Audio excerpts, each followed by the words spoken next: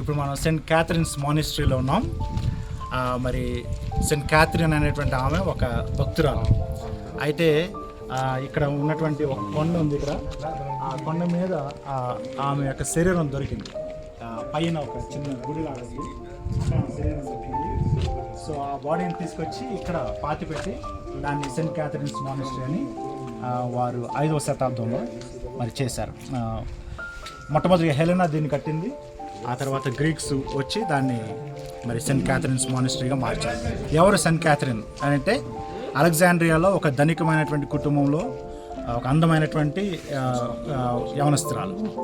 అయితే తన తల్లి ఆ దినాల్లో ఉన్నటువంటి ఫాదర్స్ దగ్గరికి వెళ్ళి యేసుప్రభుని గురించి తెలుసుకుంటుంది. అంతకుముందు అయితే వాళ్ళు విగ్రహారాధికులే, బాగా విగ్రహాలను ఆరాధన చేసేవాళ్ళు.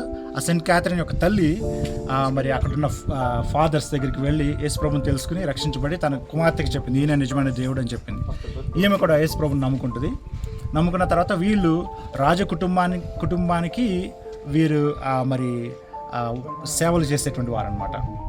సో అలాంటి సందర్భంలో ఒకసారి రాజు ఈ యవనస్తులైనటువంటి అందమైనటువంటి సెయింట్ క్యాథరిన్ని చూసి తన విగ్రహాలకు మొక్కమన్నప్పుడు ఆమె నేను యేసుప్రభుని నమ్ముకున్నాను, ఆయన నిజమైనటువంటి దేవుడు అని చెప్పినప్పుడు ఎలాగోలా ఆమెను కన్విన్స్ చేసి మొక్కించడానికి తన ప్రిన్స్నిచ్చి పెళ్లి చేస్తాను, నువ్వు మార్చుకొని ఈ మతాన్ని అంటే నేను మార్చుకోను, నాకు పెళ్లి కూడా అవసరం లేదు అని చెప్పేసి అంటుంది అనమాట. అప్పుడు ఆమెను తీసుకెళ్ళి చెరసాలలో వేస్తారు. చెరసాలలో వేసినప్పుడు జైలు అంతా మారిపోద్ది, యేసుప్రభులోకి వచ్చేస్తారు. ఈ మాటలన్నీ కూడా విని రాజు భార్య కూడా మారిపోద్ది. ఆమె చేస్తున్నటువంటి కార్యాలు, ఈ అద్భుతాలు, పరిచర్య ఎంత విని రాజు భార్య మారిపోద్ది.